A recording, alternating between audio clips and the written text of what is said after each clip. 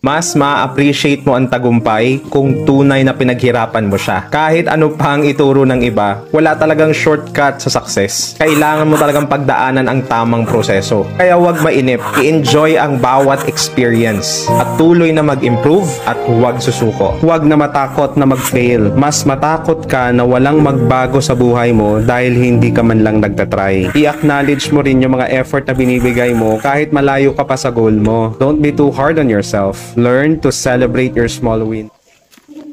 Sabi ng katawan ko, pahinga ka muna. Pagod ka na. Sabi ng wallet ko, hoy, wala tayong pera. Kumayod ka pa.